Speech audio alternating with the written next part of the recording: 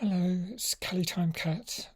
My next review is going to be How It Ends 2022. It's a brand new film. I saw it on streaming service and it seemed a joyful take on apocalyptic events like the world about to end because there's a comet in the sky, and in a way it reminded me of Don't Look Up. I mean, there was one or two elements that were similar to that, but it was quite different because it was more about a young woman who is just getting her life in order, putting your affairs in order. That's the expression.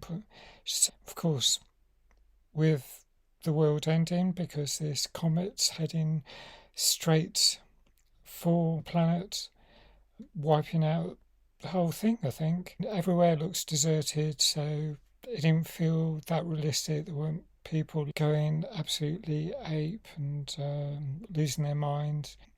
But there were people having an end of the world party. That kind of reminds me a bit of Rules of Attraction. But in this case, the end of the world is a sort of damp squib event. There's quite a lot of disappointment, but the protagonist walks around with her younger self. So she's called Lisa, and her younger self from probably aged 14, 15. She sort of also accompanies her, I suppose, only in her mind. So it's like a dream-like or ghostly effect, but she stays along right through the film.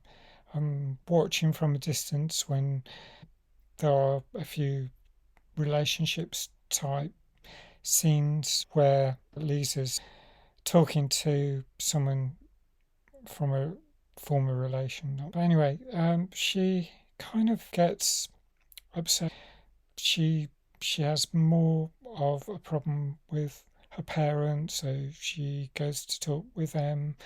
She more or less tries to put things right in life because it's the last opportunity. But how we would really react if these doom laden films with a comet in the sky.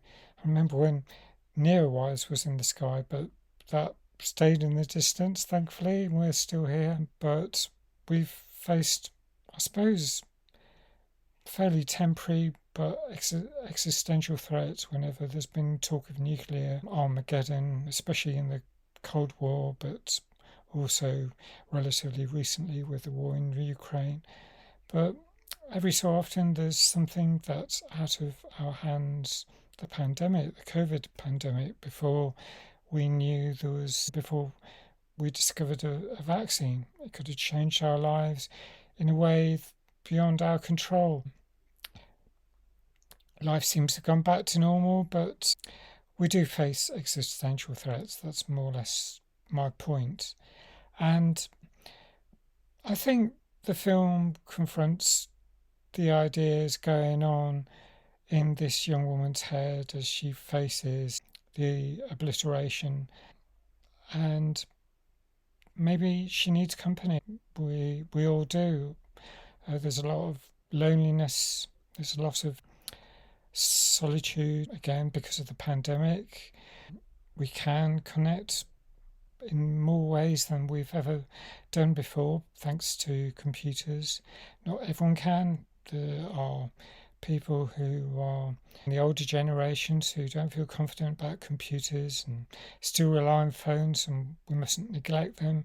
But there are opportunities to connect, to help make life less lonely for those people who are in a state of loneliness.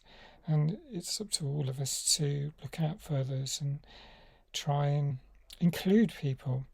So that's just a few takeaways from the film. I'm not sure I liked it. There was a lot I would think about improving it. I'd probably have to make another film for that. But for the moment, I'll leave it just at that. If you've seen it, let me know your thoughts about the film. Maybe we'll have some further dialogue on it. But for the moment, thanks for watching, and bye for now.